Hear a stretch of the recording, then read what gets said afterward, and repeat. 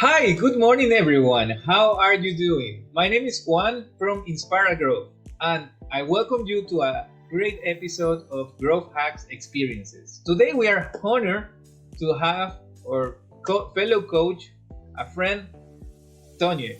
Tonje, it's let me introduce Tonje. It's an honor to introduce you, Tonje, to this episode. Tonje is a versatile coach. He's a consultant. He's a mother, an entrepreneur, and a lifelong learner. Tonje specializes in guiding people and guided leaders throughout complex situations, complex interactions with personal tragedies, with professional responsibilities to life. We all have moments in our life where we feel that all the walls are breaking down, that all the structures that we experience in life were changing. And those are the moments where we need the right guidance. Those are the moments where we need to know that we are not alone. So this episode is very special for us to discuss these subjects. Tonje, how are you? Welcome. Hi, thank you. I'm doing great. And thank you for that really nice introduction. I feel so honored to be here with you. Beautiful. Tonje, today indeed it's one of those days, indeed, 1st of September as well. As 1st of September, the summer is changing, the leaves are coming, and we start also to go into new endeavors on life.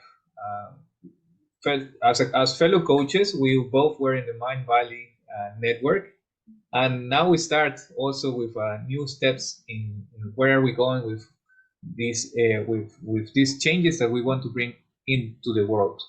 If I may ask you first, my first question will be like, what would you say will be your vision for the next 5 to 10 years that you would like to bring to the world, that we would like to share with founders and entrepreneurs that are watching this show? Yeah, well, that's a good question. I have a lot of big goals. Like I have massive goals, and my overarching goal, huge goal, is that I want to help humanity develop emotional fitness so that instead of being scared and fearful of the future, we are agile and can adapt to all the complexities that life will throw in our way. So then to narrow that down a bit more into a 5-year goal, I would say I don't have a 5-year goal. I have more. I've decided by 2040, I will want to have helped 100 million people develop the emotional resilience that they need in order to be fit and ready to serve anything and do anything. I want to help people be able to use their tragedies and their grief to empower them to have an amazing life that they truly desire. And I want to help them then be able to help others. Thank you, thank you for answering this question. It's wonderful. This is the first time that I do this question so directly. So, if I'm sorry that it was blunt at the start of the show, but that just shows me, and shows us the strength behind your words, the strength on the path that you are going. I believe that indeed, as you mentioned, pain is one of the things that has whether stop us in life or whether gave us a great lessons. Indeed, how, if I may ask, how would you say are the steps of someone looking to overcome a big tragedy in life? What are the phases and steps that you recognize for people willing to overcome these situations? Yeah. Wow. Yeah, that's actually a very big question. And I'd have to break it down a little bit. Like, Yes. I mean, we can obviously start with I think most people have heard of the 5 stages of grief, which was introduced by Elizabeth Kubler-Ross. And those are denial, anger, bargaining, depression, and acceptance. Those are the ones that I most often refer to. That doesn't mean that you will progress linearly on those steps, but it is the most common steps that somebody will go through. That said, you can start anywhere on that range and you can go backwards and forwards, right? But most people will at least have a little bit of each of those steps. Now, that said, I like to actually separate it into 3 groups, especially when we're talking about how other people can help support someone who's grieving.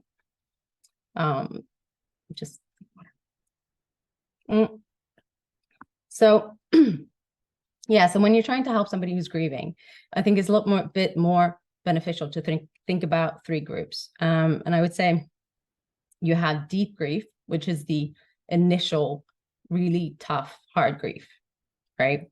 At that point, the person is not really able to do anything.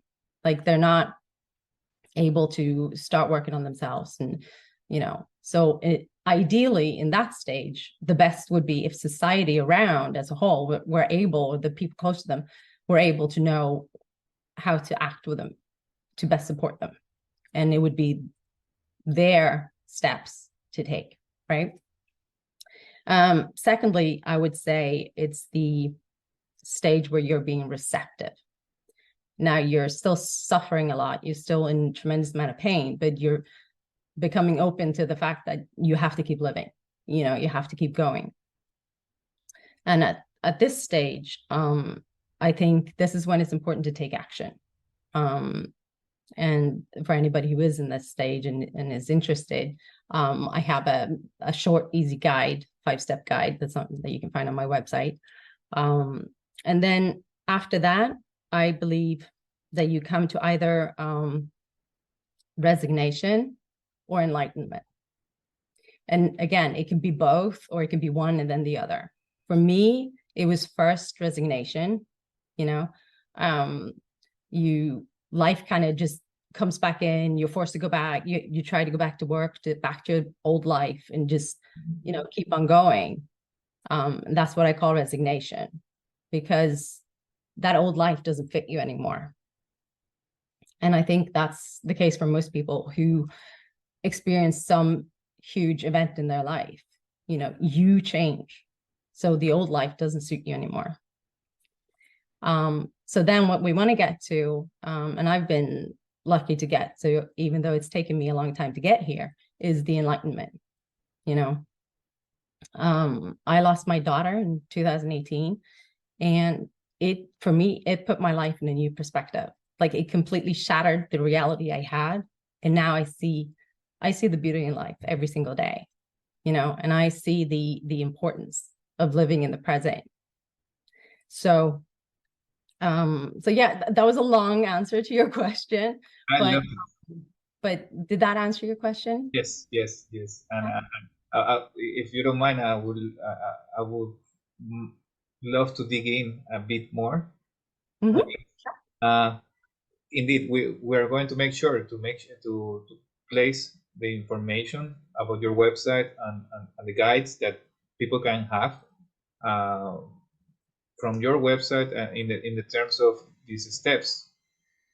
And I may say that indeed, grief and loss is something that occurs in the life of everyone, but we all need indeed support and having the right set of tools that we could manage to implement in our lives. I remember that one person actually in my life once told me that sometimes something happens in your life that it's like it completely breaks all the columns that were holding your personality. Yeah. So you go back to be this sort of like this little baby that you have to build completely yourself. And you mentioned something that you said, like it took a while for you to get to enlightenment. Mm. May I ask you how does that feel? How does it feel that it took a while, or how does it Oh, feel the alignment now. to reach the alignment, to reach it? Yeah. Well, it's actually amazing. It's and the funny thing is that it's, of course, everything in life that happens, in the past has brought you to the future, obviously.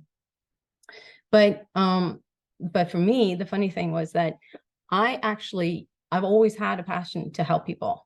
It's been really so deep in me, but I haven't really known how to do it. I haven't really had the outlet for it. And then I decided as a 7-year-old that I had to become a pilot. So that was like my only goal, was to become a pilot, and which I did. And I was a pilot for several years. But um, but it didn't really cover that urge to help anyone until I became an instructor pilot. And then I really loved that. And I didn't realize why. I didn't know, you know, I didn't connect it. I didn't connect the dots.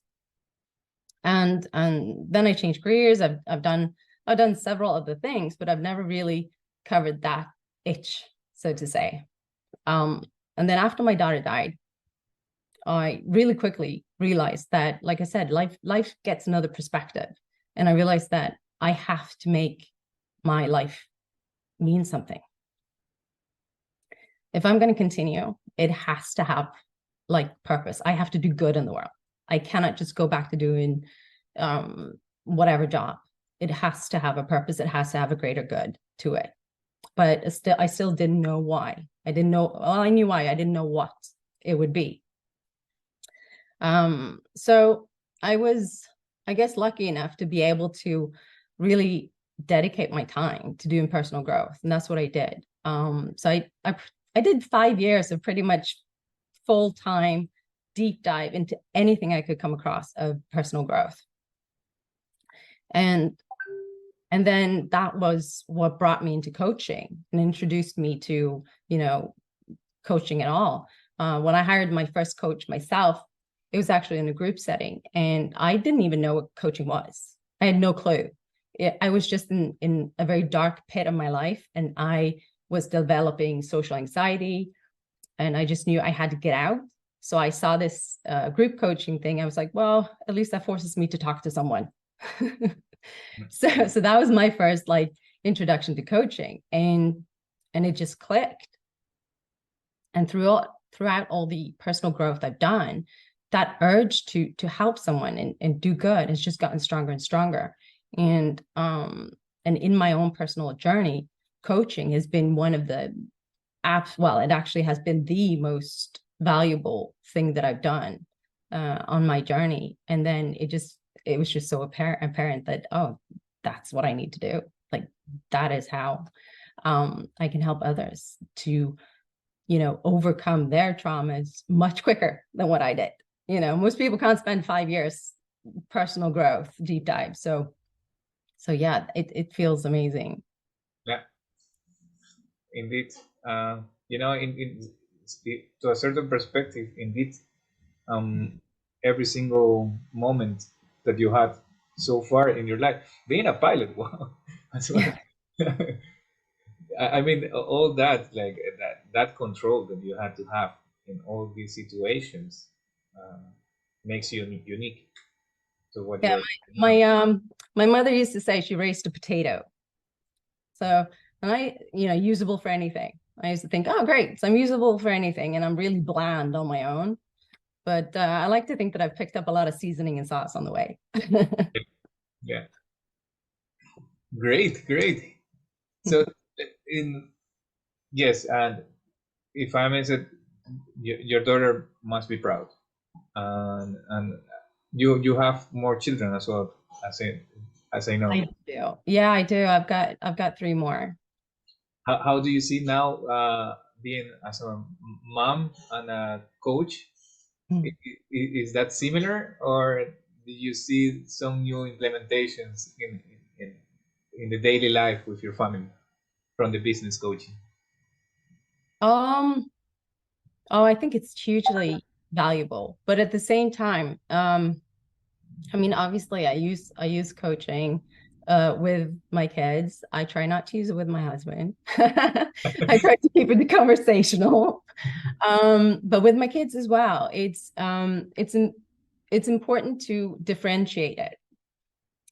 Because even though I want to teach her all these things and I want to help her and guide her, I'm her mom. I'm not her coach. Yeah. And I do think there's a very very big difference there. To kind of make my point, and I don't really want to talk too much about my living daughter, but she was 3.5 when her sister died, and she was a very very highly developed kid. She was like mentally, she was there. She saw the whole thing and experienced everything. So she's really dealing with this. And even though I could, bring on her everything that I've gone through that's helped me, I don't do that. She actually goes to like grieving therapy that I finally got her through. It was really difficult to actually get her in and be taken serious with this. But I think it's important for her to talk to someone else. Yeah. And I think that's often the case when it comes to anyone you're close to, whether it's friends or family. They're not receptive of you in the same way. So even though you have all these abilities and you can coach, doing it to somebody really close to you, it just normally doesn't have the same effect as it would from, kind of a stranger. Yeah. Yeah. And it resonates the fact that everyone has also their own path on how to deal with emotions. As parents, I have a daughter of 4 years old. As parents, I consider that the most important is that we tell them that we love them, Yeah, and that they're in a safe place. The rest sometimes is out of our control, out of our hands. But talking about grieving, one of the things that it was resonate to me when I was going through your website, indeed, was something that happened to me recently. For example, because basically, one of the strongest losses that I had in my life was my first mentor, which was my father, and that happened in 2010. Yeah. It already has been 13 years. But still, somehow I was still dragging it, not dragging it, but it was really a heavy load till this day. And just recently, we had these interventions or these coaching phases with hypnotherapy in Tallinn, and with also other fellow members from Mind Valley.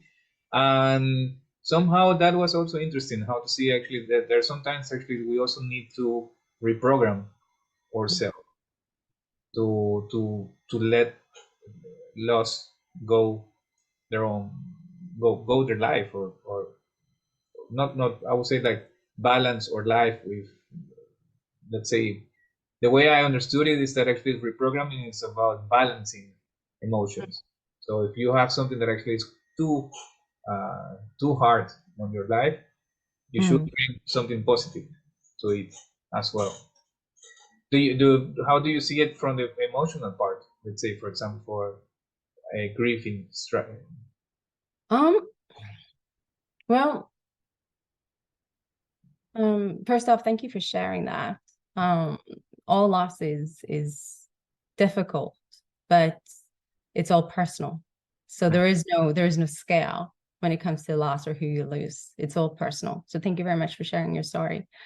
When it comes to the emotional aspect of it, for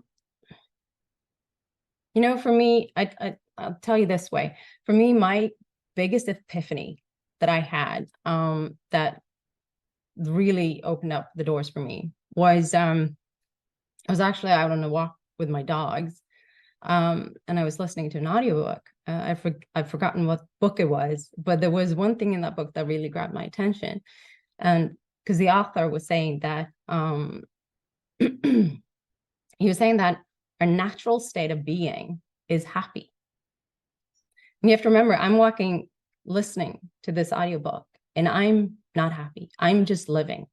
At this stage in my life, I was getting up in the morning and doing what I had to do because I had my other daughter that needed me. And I didn't really see any importance in my own joy because a part of me had died with my daughter. And so all of a sudden, I hear this author saying that our baseline, our natural state of being is happy. That means that you don't need anything to be happy. And I was thinking, I have no reason to be happy. Of course, I'm not happy. I have no reason to. My daughter has died. Meanwhile, he was saying, you don't need a reason because your baseline is happy. And I thought, wow, that's profound. And I turned off the book and I kept pondering on this. And then it hit me that, you know what? Do I want to be happy? Because I want my grief. I don't want to let go of my grief. That was like my tie to my daughter. Mm-hmm. And then I realized, well, you know what? I can actually be happy and grieve at the same time. And that was just so huge. All of a sudden, I could give myself permission to be happy. And that opened up everything for me. So kind of to answer your question, I would say that it is a balance act. I completely agree with what you're saying. And I think that's very important. And I think we have to remember that we don't have to trade one for another. And actually, the natural balance of life is to go in and out of emotions. If you look at a kid, like I look at my daughter, she could be crying one moment, and then all of a sudden she's bubbly laughing with joy. And then we adults, we've forgotten to do this, and we get stuck in the downs. And we think that unless something amazing happens, unless we win $1 million and, everything is going great, we're just down here. And I would argue, it's like, no, you don't need that. You're going to be happy. And then something's going to happen. You're going to be sad. And then something amazing happens. You might be up here, but you should come back to this place of happiness. Yeah. And then with that means that, you don't really need to do anything to be happy, but it's still very important, I think, to pause and set aside time to your grief. And that's a huge thing, because there's a big danger, I'd like to say, when it comes to somebody who's grieving, if they just go for the happy, like, no, I'm just going to be here, because that's what a lot of people do as well. If we go back to when we were talking about the stages of grief, like I described them, and I was talking about resignation. One form of resignation could be to, like, okay, I'm just going to forget that it happened, or pretend like it didn't happen, shove it under the rug, and just keep on trucking. A lot of people do this. I tried to do this, but that's not healthy. So I really believe that you need to set aside time where you are sad, where you do grieve, and then you can section it. So you can come in and out a little bit like a kid. Yeah. Mm-hmm. I agree, indeed. And that's when they say that if you bottle up things too much, they just can explode over time. Yeah. So that even becomes even worse than what it was originally. Mm-hmm.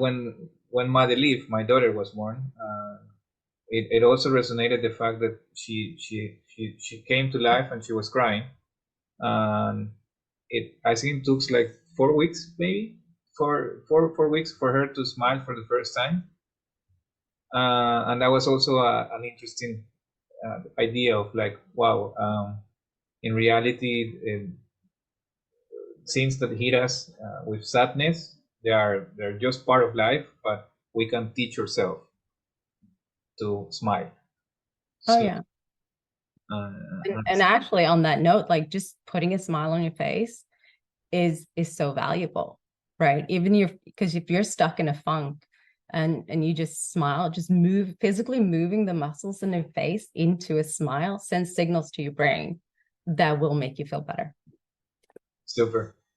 Now, a little bit that understanding a little bit also as well the sense of pain. Now, seeing it from a point of view a little more, let's say a little more in terms of entrepreneurs. And let me share you, there was one of these books that I came across about 2 3 years ago. It's called Can't Hurt Me from Mhm. from David Goggins. uh, Hundreds of thousands. Well, I follow him as well. A lot of people follow him because he goes through this phase of life where he says like pain is your best friend. Pain will bring you to the next level. Pain it's like you need to actually search for pain. If it doesn't hurt, you are not doing the right direction. And for a while, I was like, oh, okay, let's go. If it does, it has to hurt. But I'm not there anymore. I found actually different. But how do you see it actually with resilience, with actually these pain seekers, and this kind of learning process, learning through pain? What is your position on that? Considering that actually we are talking about grief, for example, Mhm. extreme pain. I think that actually Vishen Lakhiani talks about this really well, I think, when he talks about learning through pain, kintsugi, or learning through positive ahead of time. And same path there. I believe that when something huge happens in your life, whether it's good or bad, that's very likely to teach you something, and it's a huge learning opportunity. But ultimately, we always have choices. We can always choose whether to take something away from it or not. But it's very often easier in some kind of sense when you're pushed. And experiencing pain is a good push. I mean, we're made to want to move away from pain, for everything. So it's effectively the best way to push us is to give us pain, right? So I definitely see the value in it. Like I said, my biggest moment of growth have all come from losing my daughter. But that said, I lost my daughter, and I made a decision from that I was going to create an amazing life. Ooh, a fly. And help people. So that's the decision I made. But all the growth that I've done since have come from a place of positive motivation. Yes. And that's come from something which I think is even more powerful, and that's my passion to serve others. Because I truly believe that when you come from a place of compassion, you're putting others ahead of yourself, then you become so much bigger than just yourself. You start acting outside of your ego, and then suddenly everything has a bigger scheme to it. And I think that that's, for me, on a daily basis, a much better motivation and a much better way to learn, because that will get me up in the morning. My excitement about helping humanity become better, that enlightens me. That's so powerful that it fills me up.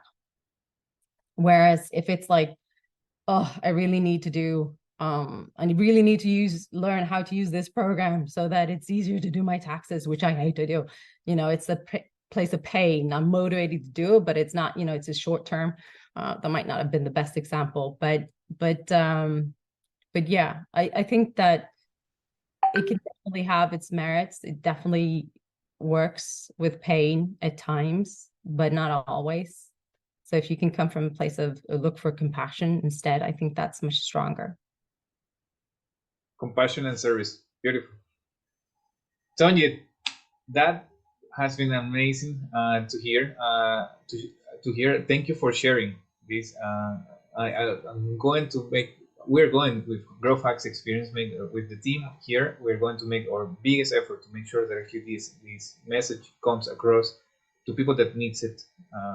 We know that it's daily needed by entrepreneurs, by the people around the world.